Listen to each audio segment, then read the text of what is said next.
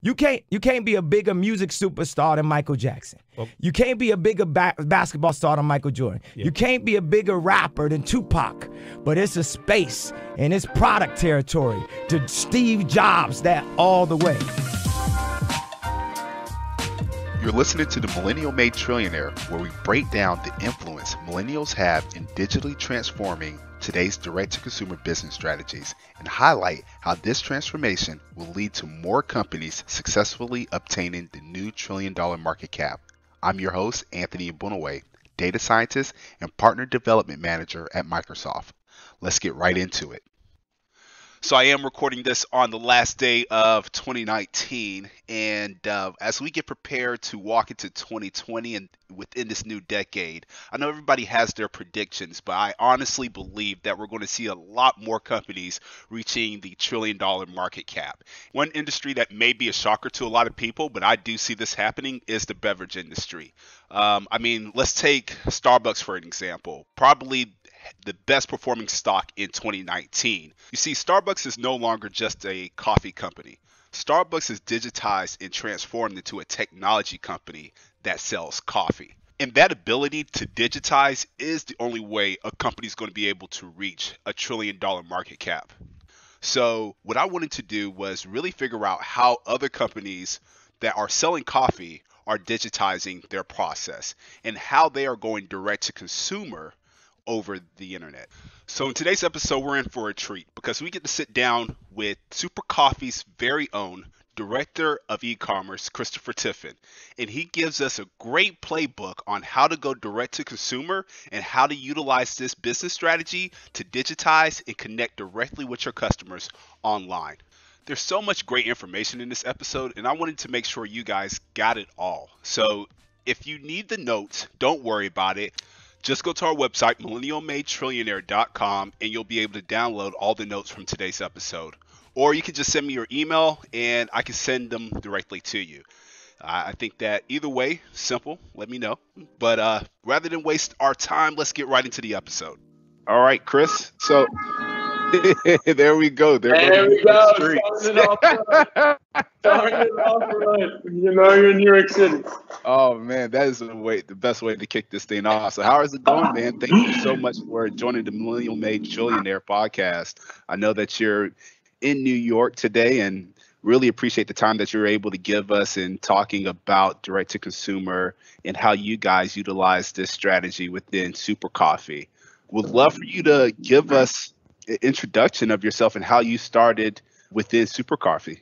Anthony, thank you so much for having me on. Super stoked that I can say, looking at my student loans and my bank account right now, I can tell you that I'm not a millennial trillionaire, operative word being yet. But yeah, so a little bit about me. Pretty much been with Super Coffee for almost a year and a half. Started off as an intern. Jimmy actually spoke at my school. And I approached him afterwards and I DM'd him and I was like, hey, Mr. DeSico, would absolutely love to chat with you after.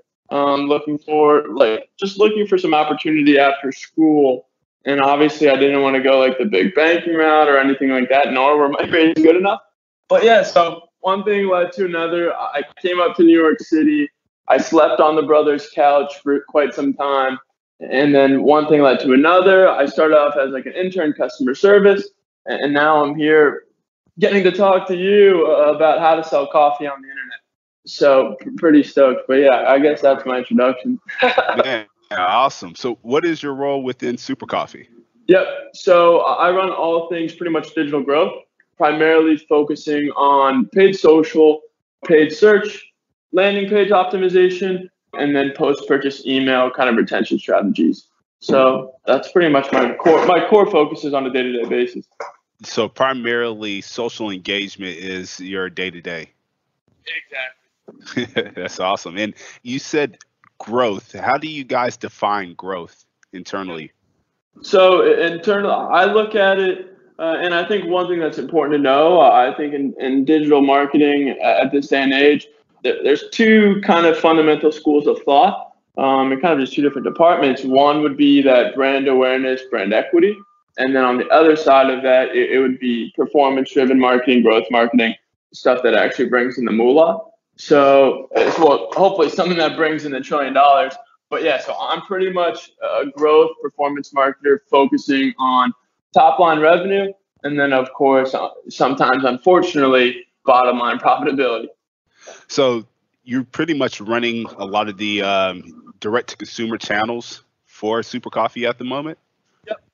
So I own everything from paid ads, so Facebook, Instagram, and then controlling those landing pages, so seeing what landing page people go to.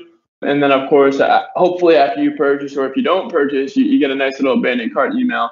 But yeah, I work with our agency partner on that to really crush email because they do 100 times better job than I ever could.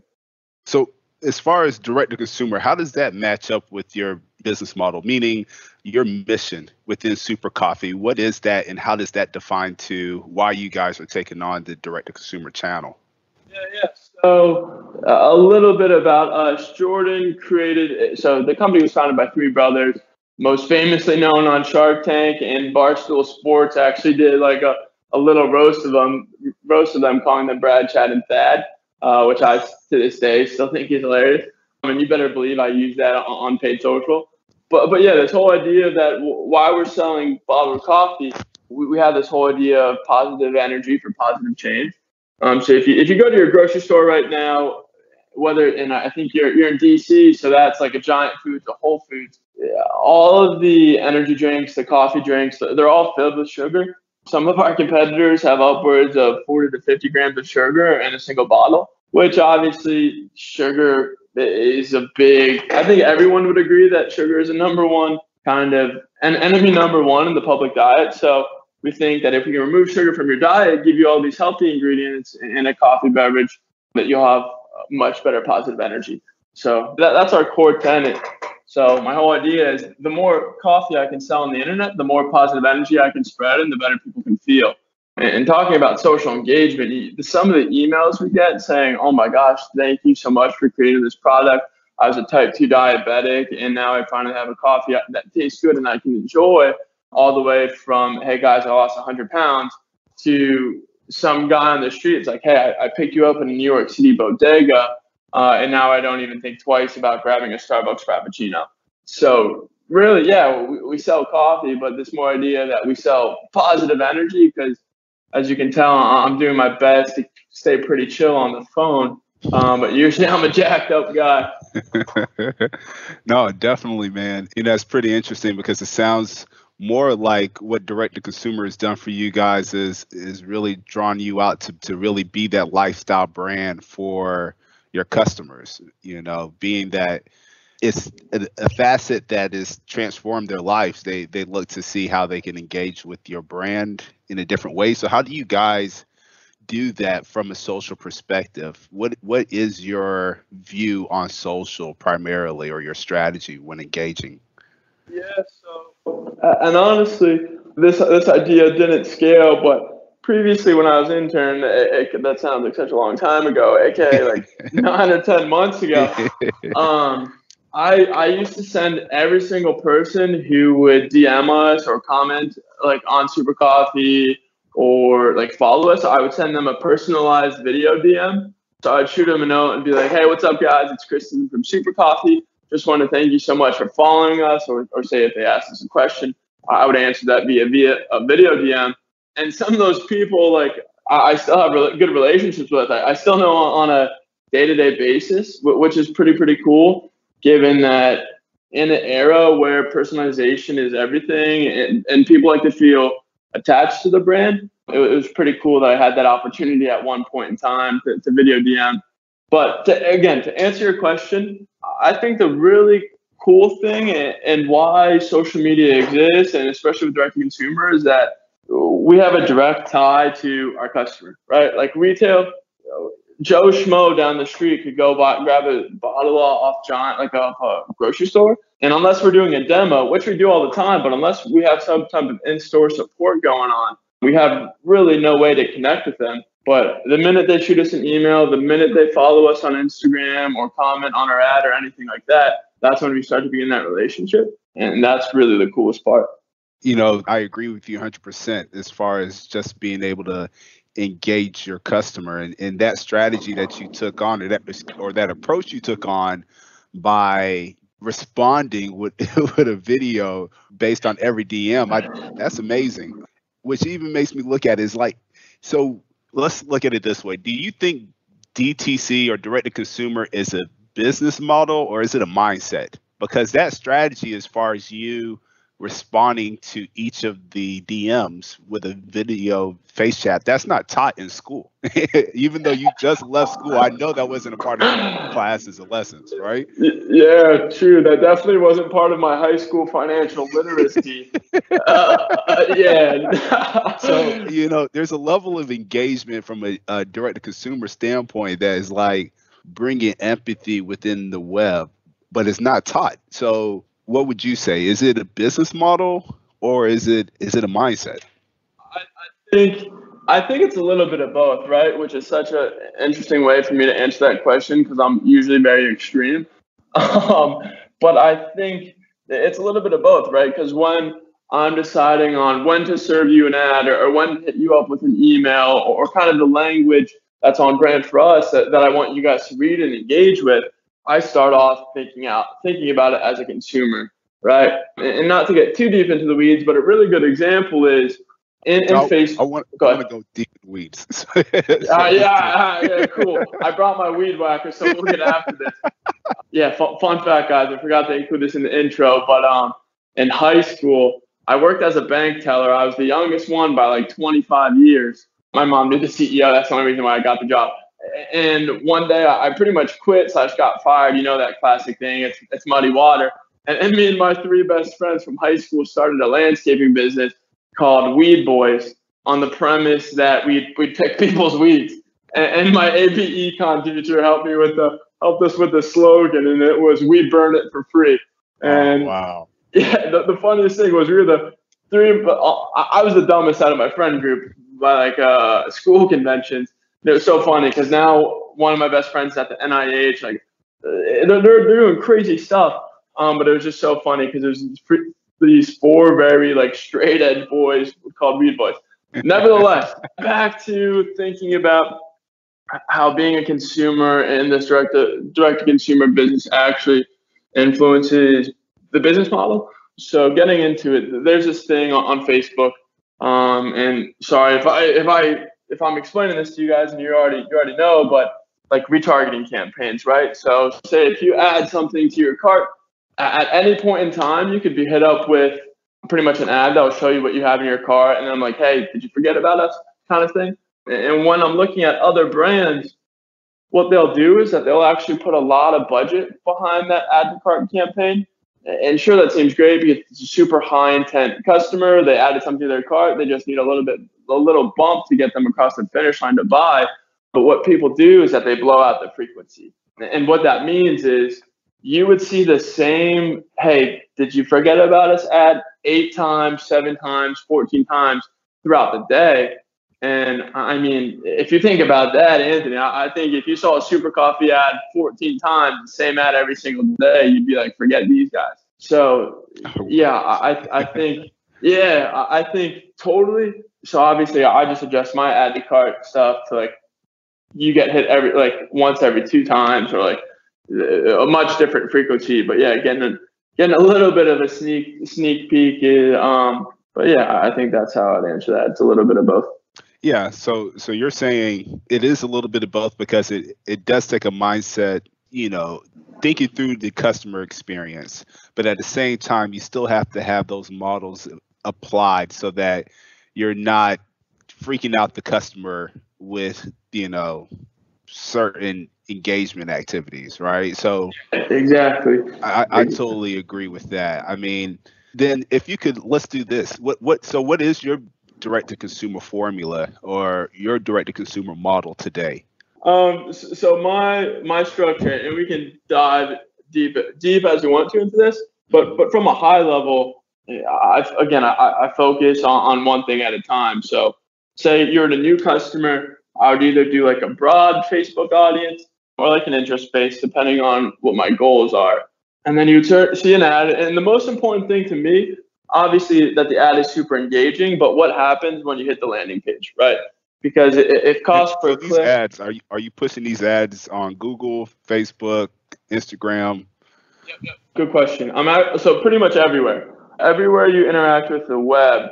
So here, let me give you a good example of a customer journey. So one would be, you see a Facebook ad, you forget it, right? You're like, all right, that was cool. You don't click on it. But then like a day or two later, then you come back and you Google it, and then we'll serve you like a retargeting a Google ad, knowing that you're already somewhat familiar with the brand, send you to the landing page. And then obviously when you get on the landing page, I can see how far you scroll, what you look at, what you click at, how you bounce, etc. And then if you don't buy, then you get an abandoned cart in 24 hours. And then if that doesn't get you, then you start to see some ads like spaced out throughout your customer journey. And I won't tell you what kind of deals you get if you leave stuff in your cart, but just know that that's a nice little Easter egg for your viewers to buy. There you go. But yeah, so it's pretty, I just try to simplify things, right? Because as you guys can tell by the conversation, I'm usually a little spacey. And one thing that I've always found in feedback that I've gotten from my mom, from my peers, from my like my bosses, is that I just got to focus. So I simplify things as simple as possible, controlling one point of your journey at a time, and then just building off that. So, it's funny because everywhere you read today, people are talking about, from a direct-to-consumer standpoint, Facebook is losing value, that it's costing too much to advertise on these social channels, that people need to start, I guess, building more first-party data. But how they never describe what is the process to take. They're just really talking about a certain market or a certain process and saying that it's not valuable anymore today. What would you say to that comment there? Yeah, I think that I'm very I live on Wall Street, right? Using a finance term, I'm very bullish still on Facebook. I still think Facebook is 100% of the place to be. Obviously need some diversification, but I mean, I'll spend 80% of my paid budget on Facebook. And to the comment of it's getting too expensive to advertise and the CPAs aren't there, I just simply and fundamentally disagree with that. I think media buying agencies are getting a little lax. Why do you think that is? Why are they getting lax? Yeah, I think, well, not to get into the structure of like media buying agencies, but they pretty much get bonuses and they get paid more the more you spend on Facebook. So if you think about it, you have all these agencies trying to encourage people to spend bigger budgets, but you have junior analysts running your paid account who don't have a lot of experience. And that's just throwing bad money at Facebook. It makes it more expensive for everybody else. But my point is, if you kind of know what you're doing, and the only reason I really know what I'm doing is because of my mentor, Pearson Kratz. Biggest shout out to him, because I had him every single day, even on the weekends, for a couple of months, and he was invaluable. So yeah, I think Facebook isn't getting more expensive. Media buying is just getting worse. People are getting lazier when it comes to Facebook because they can just chalk up poor performance to it being more expensive. But actually, my account has been getting better and better with every single day. So I take that with a grain of salt, just because I don't believe it. So you just said, knowing what you're doing, then you really gave a lot of credit to your mentor. So what were you doing wrong initially when you started off in this role a year and a half ago? Yeah, so get this. I pretty much didn't go, since I was employee like 8, 9, or 10, whatever, that doesn't even matter, and we're up to 50 now. So at this point last year, I had to wear a lot of different hats, right? I was doing demos, I was doing customer service, I was pretty much trying to help out the team any way I could. So I didn't go full-time direct to consumer pretty much until December or January, like pretty much December was when I finally got the ability to focus all my efforts on this channel. And the craziest thing was I've never done any of this before. Like, I didn't know anything. So pretty much Pearson had a pretty clean slate to pretty much teach me everything he knew, which was great, right? And which I think is such a perk to being young and in this direct to consumer space, simply because you're a blank slate. You can really form your own opinions. after someone teaches you the fundamentals. So yeah, the best part is I didn't know anything. I still don't know anything. So then for someone that's coming in not knowing anything, what is the first thing to learn? I think what's most important before you even dive into anything is start to be aware of kind of your behavior on Instagram and Facebook and where you give your emails, because now it's just like my girlfriend knows like retargeting campaigns from a prospecting campaign. She knows when to expect abandoned carts, and that's simply because like she's just aware of it now. So I think the biggest thing would just be, yeah, while you're mindlessly scrolling through Instagram, looking at like World Star Hip Hop and House of Highlights, I would just take a moment when you see ads, actually look at them, see what they're about, and then just keep that in the back of your head and see when you get hit up with another ad and all that stuff. But I think the first thing is be aware. The second thing is find a mentor. And my advice sounds so cliche, so I'll try to spin it to make it sound cooler. But yeah, I think find a mentor, and that doesn't mean like someone who's been there, done that. But literally, your mentor could be a job that you have. Like for example, I've been super fortunate with Super Coffee that I was pretty much the only one on the team that did direct to consumer. Pretty much, it's kind of, we have a support team now, a customer experience team. But yeah, second step would just be find a role where there's a lot of opportunity to grow, because that's learning lessons are the best mentor. But yeah, I think that's a good start. Okay, so let's walk this journey through. Yep. I find a mentor. Yep. I start building my awareness on my social engagement. Yep. That's and I can't stress that enough, because I mean that's the biggest thing for me. Obviously, I'm in it now, so I'm super interested. Without having to even look into other brands' ad accounts or other brands' like email flows, but I'll study, quote unquote, study other brands religiously. Facebook has a really cool thing where you can now see the ads that other brands are running. So you best believe when I'm in copywriting mode, I'll go see the other brands, kind of see the structure and templates that they're running with, and give that a shot. That's a life hack for you right there. Yeah, I didn't know Facebook was giving that. And, you know, it's funny because there's a big focus within Facebook right now on groups. Yeah, funny that you say that. We just launched our Maple Pumpkin, which most famously is our version of the pumpkin spice latte. And I actually it was funny. I actually launched that via a Facebook event. So all of our like pre-hype emails all led to that Facebook event. All traffic when I was hyping it up, it all led to that Facebook event, and it was really, really cool. And why I'll totally do this again in the future. And I think this is a really underutilized tool, is that it brought 1,000 of these people together to talk about one product, right? And our prompt is so simple. When people got to our event, it was like, what do you think the favorite flavor? What do you think our new flavor is? And people were commenting on each other. There was like one thread that went on for like 35 comments. And that's invaluable, because if you want to build that, go ahead. Was this event hosted with the existing group that you guys had established on Facebook? No, this was a brand new event. So how does that work? Yeah, so it was pretty much go into your Facebook business manager, create an event, just slap a time and a date on it, write a little kind of brief, and then just start to share it. You then have it live, and then you invite people to it. You send people the link to express interest or not at all, and then you just watch that populate. Is this like I've seen Facebook events, but I've seen it as far as like a real event at a certain location. Is this similar, or is this a in-web event? Yeah, no, funny story about that. A group of ladies, actually, a little older ladies, I think, actually thought it was a real event. And they showed up to the Super Coffee office at like midnight. Yeah, obviously we took care of them with a couple of free cases each. But that's fantastic. Yeah, I try to explicitly make it clear that we will share the URL when it's live at 12:01. Yeah, that will go down. Fans. Yeah, seriously. Wow. That's awesome. That was crazy.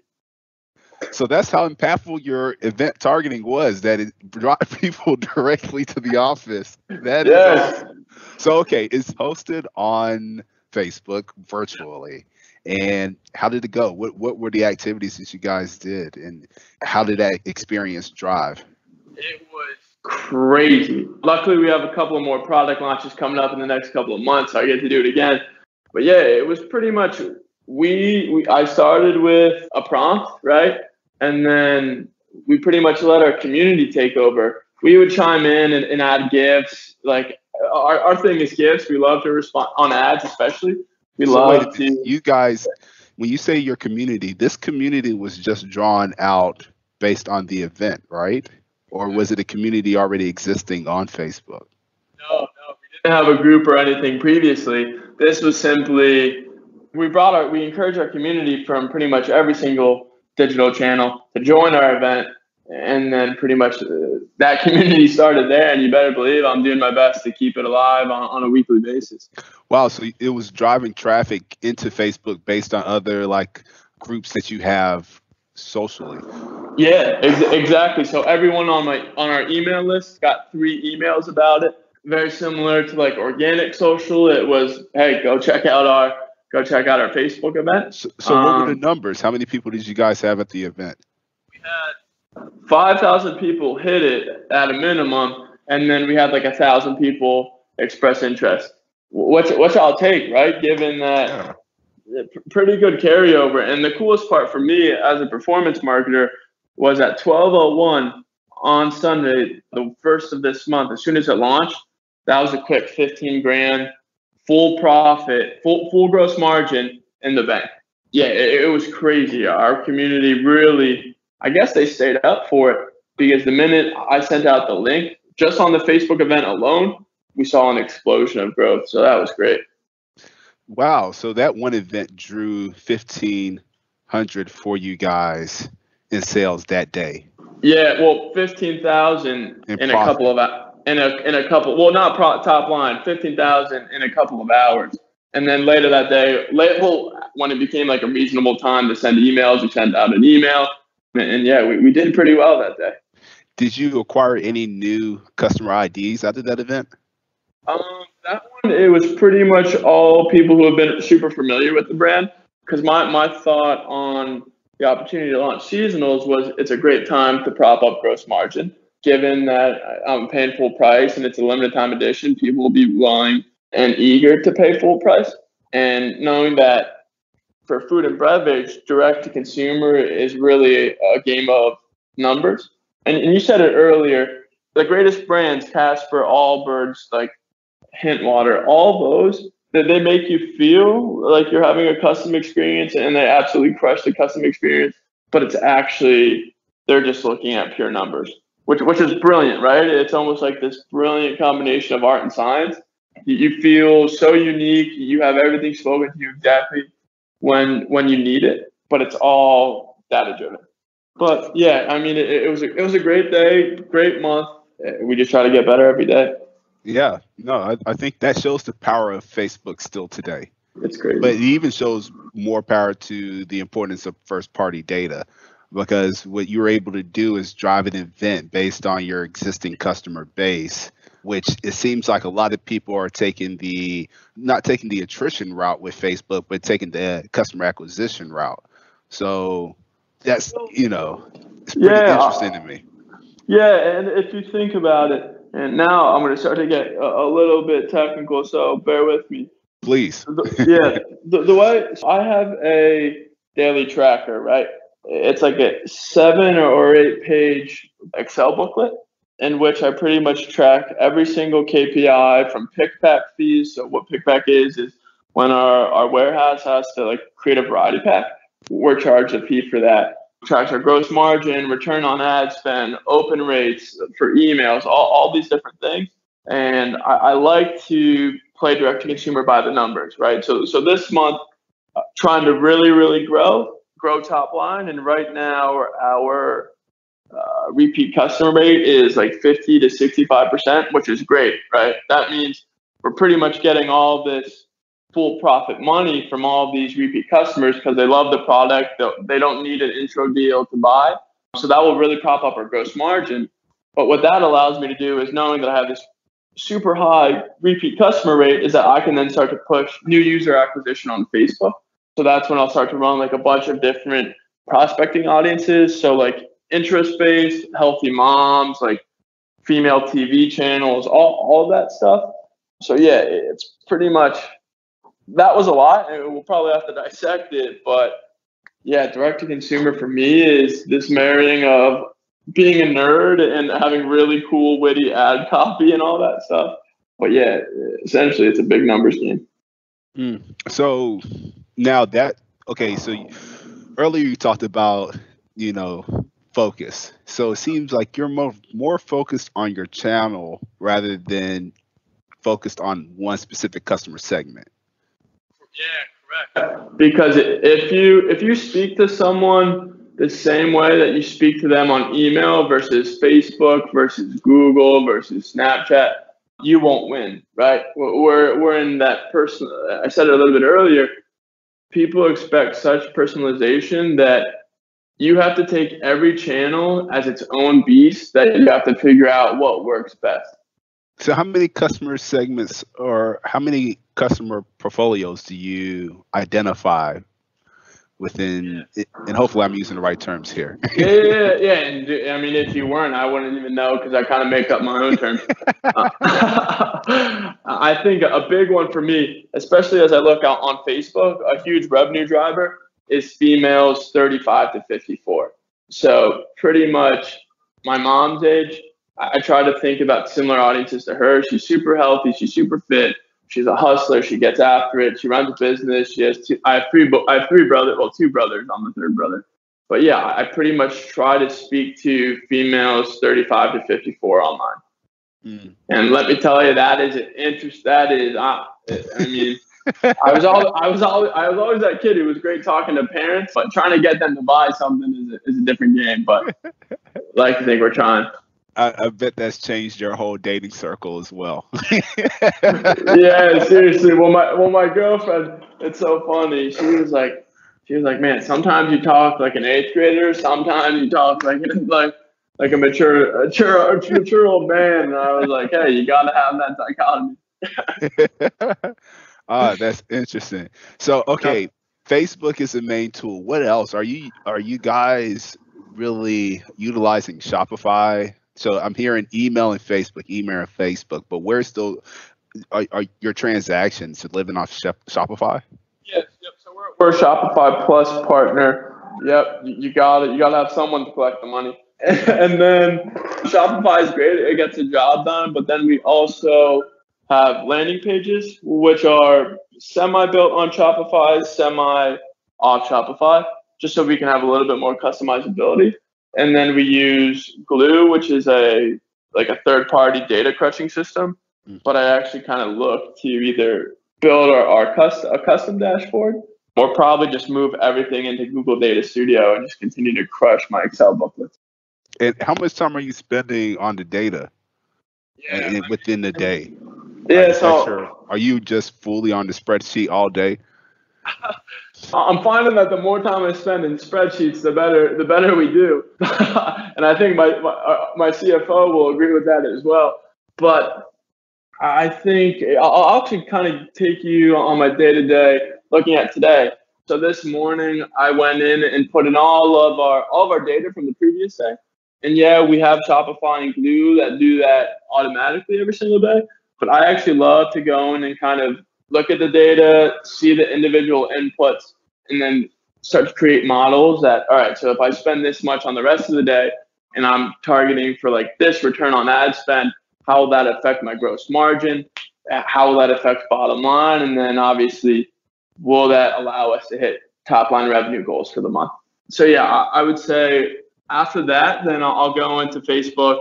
I'll go into Ads Manager, check out how my babies are doing. I honestly, side note, I think I'll be a really good father because I check on my ads literally like all the time, 24/7. But yeah, my girlfriend listens to this. I know that that'll be quite a ways away. Regardless, yeah. So then I'll go in, check all of our Ads Manager. Usually, I'll spend the next like hour or 2 hours kind of thinking about stuff, creating more models, launching more ads, I'm a big fan of keeping super simple campaigns.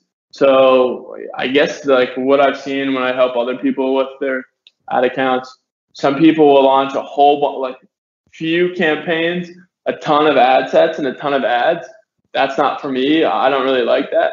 I'm more of a ton of campaigns and then one ad set, one ad. And I kind of equate it. And why is that? Yeah, so I'll give you my most famous description of what I do. So I gave this presentation to the interns. So pretty much think about like Facebook and running ads as like Tinder, right? So say if you give Facebook 100 different variations to choose from on like where to spend their money, it's not going to be a great story, right? It would pretty much be me trying to talk to like all these people at one time, and I'm not actually talking to anyone. So the reason why I have such a simplified campaign is it makes Facebook spend all the money on a single ad that I'm trying to test, right? So say if you have two ad sets, naturally Facebook will spend more money on one than more money on the other. I mean, that doesn't really create a fair test. So I'm pretty much a simple guy in terms of ad set ad structure because you're pretty much forcing Facebook to do exactly what you want to do. So for whatever test that may be. So a good example would be today I'm testing a totally broad audience that I already know. It's done well previously, and I'm testing two variations of the same ad, pretty much all the same, just one minor difference. And instead of putting it in the same ad set, I broke it out into two different ad sets to make Facebook spend the daily budget for both of those. You know what I'm saying? Yes, but I'm trying to see how we could visualize this for the listeners that have not done this before. Let me imagine something really quick. Let me think of a good. Usually I'm on point with visualizations. So let's think about how people date one another, right? So say Joe Schmo is dating Lisa right now. Two very weird names. Sorry about that. Joe Schmo and Lisa, they're dating. Joe Schmo is going to spend all of his time until they break up or hopefully they get married, whatever is in their future. Joe is going to spend all of that time devoted to Lisa, right? He's going to learn everything about her. He's going to love her unconditionally. They're probably going to get a dog and an apartment together, whatever, right? So then say something bad happens, they break up. He never talks to her again, or that's kind of a sad situation. But then say he's just going to continue his dating career until he finds the one, and then he'll find another girl that he'll eventually date. Hopefully they end up married ever after, and he spends all of his time, all of his focus, all of his money on another girl. You know what I'm saying? Mm-hmm, mm-hmm. So it's pretty much the reason I do one ad set, one ad is so Facebook doesn't have any other distractions, pretty much. Okay, now that makes sense. So you're pushing one ad for how long? Yeah. What is the determination of success for that ad? Yeah. So say if I'm going to test two ads, if I'm going to test a variation of an ad against one another, at this point my budgets are pretty high. I'll usually test it for 48 hours. And then, so I'll test one variation of an ad for 48 hours. I'll cut that. And then I'll fire up a very similar variation, but two new variations for another 48 hours. I'll see which one won out of all four ads, and then I'll pin them against each other. So think about that. Another good example would be like Mario Smash Bros, like Melee or whatever that game I used to play on the GameCube. It's like once you're freaking kicked off, a better example would be knockout, right? Once you're out and once someone behind you freaking drains that three in your face, you're not taking another shot, right? Yeah, so, yeah. And going back, I think my dating example freaking sucked. So I think a better one would be only one person shoots at a time at the beginning of a knockout game, right? So you want to be the only one that Facebook is focusing on. You want only one ad that Facebook is focusing on at a time. But yeah, I think that's a much better way to explain it.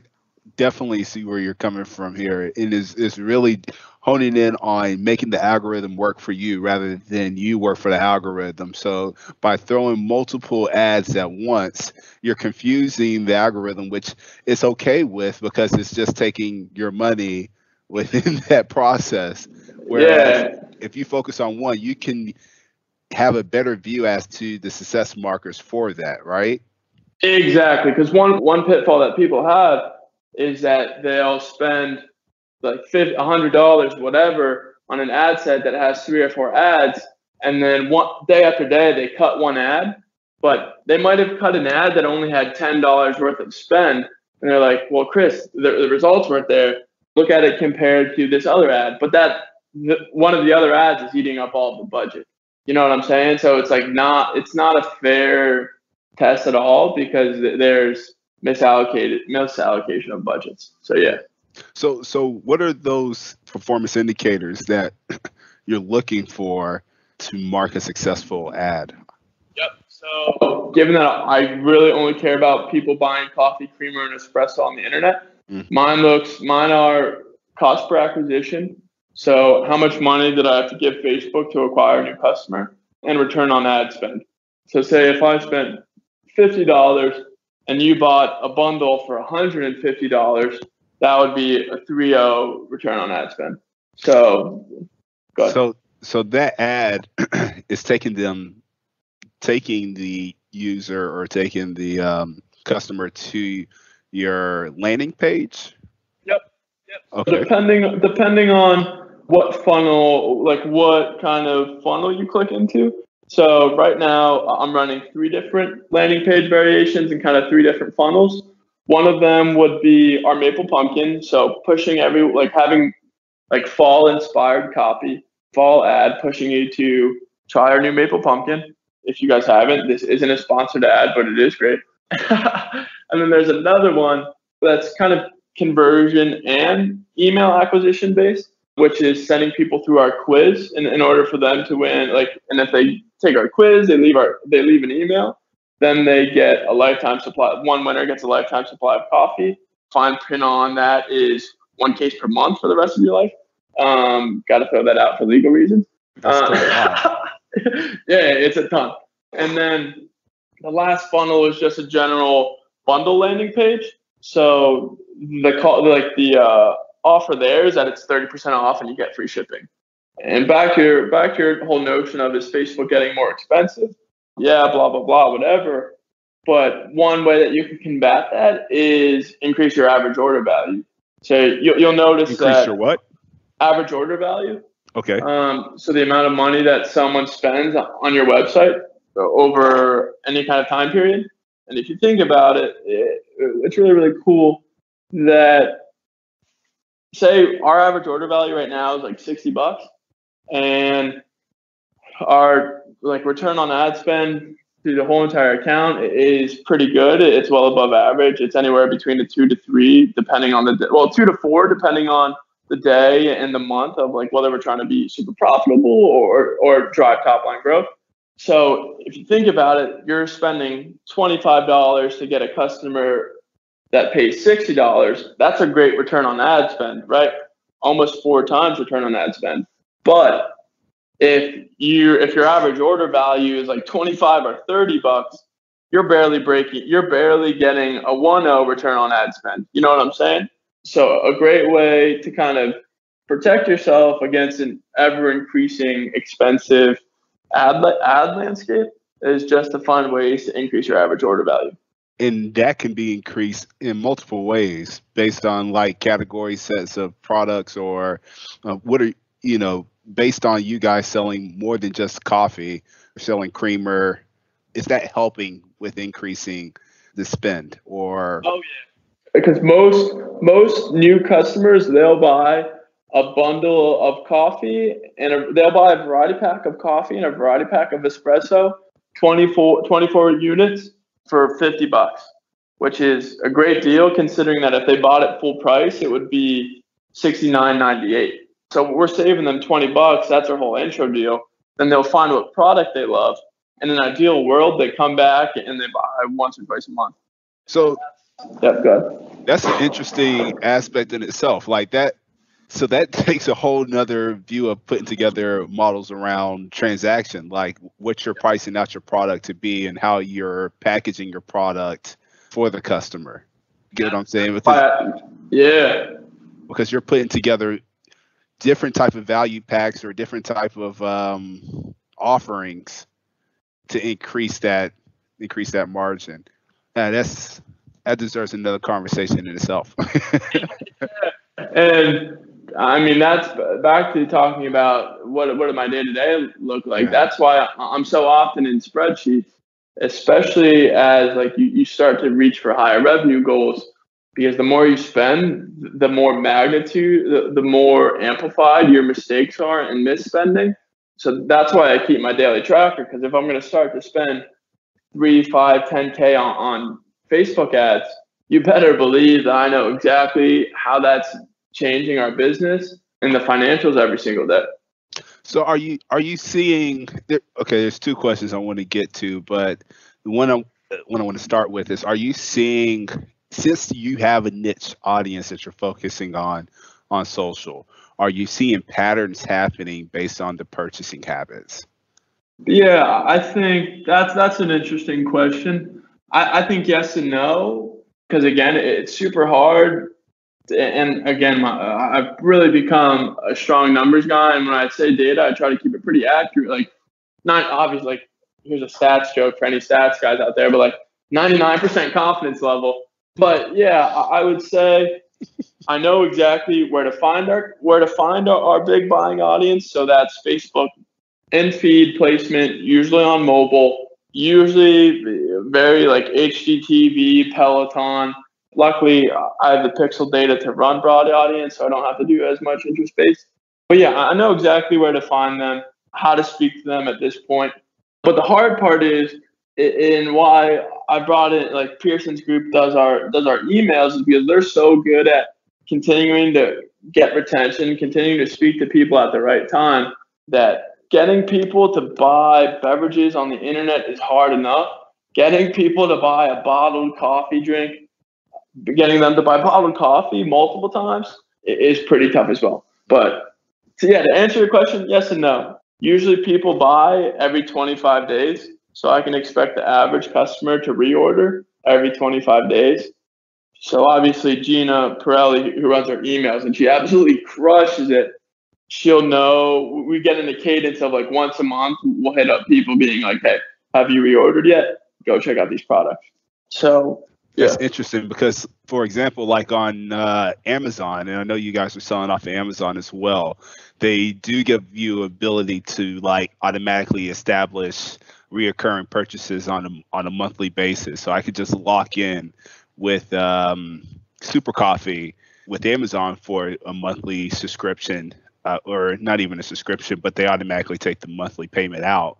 Yeah, we have that ability on our website too, but I think unless you do like the subscription service really well, it's tough to master, right? Because you have to make sure like your user experience from when you create an account to when you log in, if you want to change your stuff, is really, really good. And if it's not, customers get really frustrated really, really quickly. Yeah, so obviously like there's a bunch of subscription as a service brands that crush it.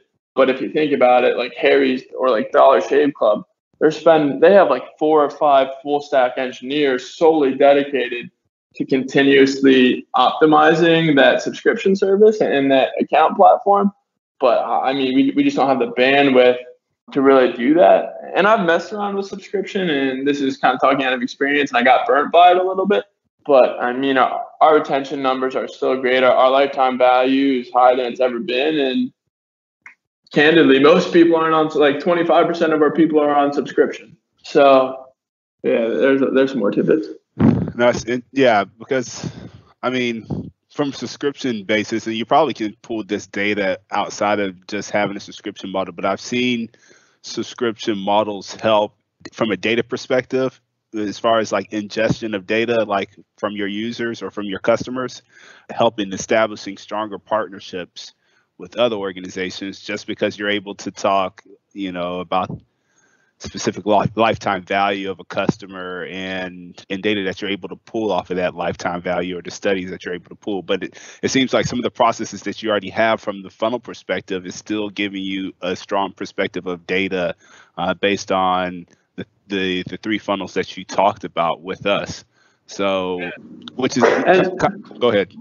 Yeah, I was just gonna say to that lifetime value. Luckily, we can still establish a lifetime value based on just one-off purchases, not on subscription, which is so good. But yeah, I think subscription model it might be the way of the future, but I don't know. I think I'm a big fan of whatever works, and while one-off purchases are carrying the business, I'll continue to support that. You know what I'm saying? I totally agree. But leaning towards your funneling approach, you gave 3 scenarios that you're working today, or you were working today. How do you determine, or how do you establish your funnels? Yeah. So I think it starts with. Well, that's a great question. And guys, again, warning, we're gonna get a little nerdy. So call me Ned's the classified, but school's in session. So I think it starts with 2 things. It's what are the financial goals for the month, for the quarter, for the year, and then what's so for example, what's top line revenue, given that, like, what's acceptable burn, how much money do I have to net in profit at the end of the month, etc. So that it starts with there, right? Obviously, because we have to keep our investors happy, all that. I got to make sure I can get paid. And then going from there, then I look at, all right, what's the most successful product offering? Unaided, what are people buying? And then I just kind of work backwards. I'm like, all right, so if people are buying variety of coffee and variety espresso together, why don't we put them together, give 30% off, save them some money, kind of optimize our costs a little bit, and then run that as a funnel and see how that looks like. The most important thing is it's super important to track that cohort. So say for everyone who comes in through the quiz funnel, Gene and I then look at, all right, what are those people doing after they've given their email? At what percentage are they converting versus not? How long does it take for them to convert, etc.? So yeah, I mean, candidly, and I think this is such a buzzword, it's pretty much just testing, doing very controlled tests, making sure everything's set up correctly the first time so you can get really good data and see what works. But yeah, to answer your question, how did I stumble upon a bundle or like a free gift with purchase, any of those things? I'm like, all right, what would I want as a consumer? And then can I make the math work? But because yeah, numbers don't lie. Ball don't lie. So this is perfect because it even goes to my last point around attribution, right? Because when we're talking about this funnel, how are you determining attribution? Yeah. So my attribution window is usually on Facebook is usually a one day view, 1 day click. So what that means is, like, from a high level, is that if you viewed or clicked that ad and then went through a purchase, Facebook counts that sale to Facebook, right? And then if sometimes I'll do a 7 day view, 7 day click, which is like Facebook standard, which again, if you view the ad in 7 days or click it within a 7 day period, Facebook counts it as a sale. And the reason why I do 1 day view, 1 day click is because if you go into your Google Analytics and go into look at your time lag, you can see how long your customers take to actually purchase a product. So luckily, and kind of expected, ours is not an impulse item, but people don't have to think about spending $50. So that's why I set up the 1 day view, 1 day click. Awesome. Well, Chris, hey man, I think we're at the top of the hour, and I'm not sure if there's anything specific that you want to kind of highlight before we end the call or end the conversation. But this has definitely been hugely insightful for me, and I know it is for the audience as well. Yeah, Anthony, I'm sorry if I nerded out, but I think my closing remarks would be kind of returning to who I am as an individual. And it's this whole idea of, like, I was super distracted growing up. I played all these different sports. I did all these different instruments. And with Super Coffee, I've really honed in my focus on 3 things. I mean, yeah, I am the generation of the distracted individual. So I think the biggest thing would be, especially for the audience, would be to lock in your focus on one channel, one landing page, one email, and just really hone in on crushing that, because obviously sometimes I get shiny object syndrome and I'll want to run on Pinterest or do more on Snap, etc. But usually that's just detrimental to the business. You don't see the results. So yeah, I think biggest thing is just lock in, buckle up.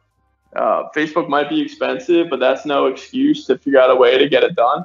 But yeah, I think people just got to lock in.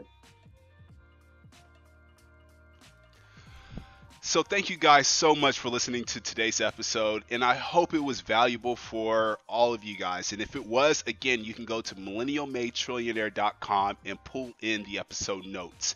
And this is the end of 2019. We're closing the chapter today, and we're going to start off next week, the new year, the new decade, 2020, with a new episode. What is our goal? It's simple. Our goal is to change the world through different business processes. We believe millennials have the juice, they have the minds to be able to implement new strategies that will impact the world and make a profit. So again, follow Millennial Made Trillionaire and check us out next week when we push out a new episode. Have a good one. Happy New Year.